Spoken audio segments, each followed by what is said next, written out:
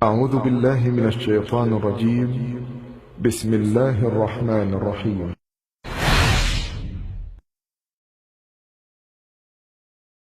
یونس علیہ السلام ایک عظیم اور کریم نبی تھے۔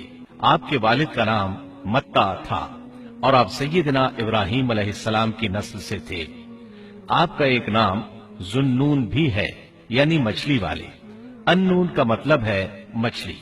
اسی طرح آپ کو صاحب الحوت بھی کہا جاتا ہے۔ اللہ تعالیٰ نے آپ کو ان سب ناموں سے پکارا ہے۔ آپ کو ایک عظیم بستی کی طرف مبعوث کیا گیا۔ اس بستی کا نام نینوا تھا۔ یہ عراق کے شمال میں واقع تھی۔ اللہ تبارک و تعالی نے یونس علیہ السلام کو نینوا کی طرف رسول بنا کر بھیجا۔ سورۃ الصافات آیت 139 میں ہے، اور بے شک یونس رسولوں میں سے تھے۔ آگے اللہ آیت 147 میں فرماتے ہیں، اور ہم نے اسے 1,00,000 بلکہ اور زیادہ آدمیوں کی طرف بھیجا۔ یعنی ان کی تعداد 1,00,000 سے زیادہ تھی۔ رہا یہ سوال کہ لاکھ سے کتنے زیادہ تھے، اکثر علماء کرام نے وضاحت کی ہے کہ وہ 1,00,000 سے قریباً 20,000 زیادہ تھے۔ اس طرح بستی والوں کی تعداد 1,20,000 تھی، اور یہ سب کے سب کفر پر تھے۔ یونس علیہ السلام انہیں سال ہر سال دعوت دیتے رہے، لیکن وہ اپنے کفر ہی پر ڈٹے رہے۔ پھر انہوں نے سیدنا یونس علیہ السلام پر ظلم و جبر شروع کر دیا، انہیں دھمکیاں دی، مصائب و آلام سے دوچار کیا۔ آخر آپ نے اپنی قوم کو اللہ کے عذاب سے آگاہ کرتے ہوئے اعلان فرما دیا کہ فلاں دن تم پر عذاب آ جائے گا۔ پھر خود غصے کی حالت میں اس بستی سے نکل گئے، جبکہ اللہ تعالیٰ نے انہیں متعین دن کی مہلت دینے کی اجازت تو دی تھی، لیکن اس بستی سے نکل جانے کا حکم نہیں دیا تھا۔ جب آپ نے انہیں یہ مہلت سنائی تو خود غصے کی حالت میں بستی سے نکل گئے۔ سورہ انبیاء آیت 87 میں اللہ تعالیٰ فرماتے ہیں، مچھلی والے کو یاد کرو جبکہ وہ غصے سے چل دیا اور خیال کیا کہ ہم اسے نہ پکڑ سکیں گے۔ اللہ تعالیٰ سورۃ الانبیاء آیت 87 میں فرماتے ہیں، اس نے خیال کیا کہ ہم اسے پکڑ نہیں سکیں گے۔ مطلب یہ کہ ہم انہیں کوئی سزا نہیں کریں گے اور ان پر کسی طرح کی تنگی نہیں کریں گے، اور وہ سمندر کی طرف چل دیے۔ یونس علیہ السلام کو کچھ معلوم نہیں تھا کہ ان کی قوم کے ساتھ کیا ہوا۔ آپ تو غصے کی حالت میں بستی سے نکل کر سمندر کی طرف چلے آئے تھے۔ آپ ایک کشتی کی طرف آئے، اس میں سواریاں اور ساز و سامان لگا ہوا تھا۔ اللہ تعالیٰ سورۃ الصافات آیت 140 میں فرماتے ہیں، جب وہ بھاگ کر بھری کشتی پر پہنچے، کشتی روانہ ہوئی، موجیں اٹھیں، سمندر میں طغیانی آئی، یوں لگتا تھا کہ بس ابھی غرق ہوئے۔ کہنے لگے، بوجھ ہلکا کرو، اپنا ساز و سامان سمندر میں پھینک دو۔ چنانچہ انہوں نے اپنا اپنا ساز و سامان سمندر میں پھینک دیا۔ اس طرح کشتی کچھ ہلکی ہو گئی، لیکن ضرورت کے مطابق ہلکی نہ ہو سکی۔ اب وہ کہنے لگے، کسی کو سمندر میں گرانا ضروری ہے تاکہ کشتی مزید ہلکی ہو جائے، ورنہ یہ ڈوب جائے گی۔ جلدی کرو، قرع ڈالو۔ جس کے نام کا قرع نکلتا جائے اسے سمندر میں گراتے جاؤ، اور بار بار یہ عمل دہراتے جاؤ یہاں تک کہ کشتی ہلکی ہو جائے۔ چنانچہ قرع ڈالا گیا۔ سب سے پہلے یونس علیہ السلام کا نام نکلا۔ سب کہنے لگے، نہیں، یہ تو ایسے نہیں ہیں، ان کے چہرے پر تو سجدوں کے نشانات ہیں، انہیں رہنے دو، پھر قرع ڈالو۔ چنانچہ پھر قرع ڈالا گیا، پھر انہی کا نام نکلا۔ سب نے تعجب کیا۔ تیسری مرتبہ پھر قرع ڈالا گیا، اس بار پھر یونس علیہ السلام ہی کا نام نکلا۔ اللہ تعالیٰ سورۃ الصافات آیت 141 میں فرماتے ہیں، پھر قرآن اندازی ہوئی تو یہ مغلوب ہو گئے۔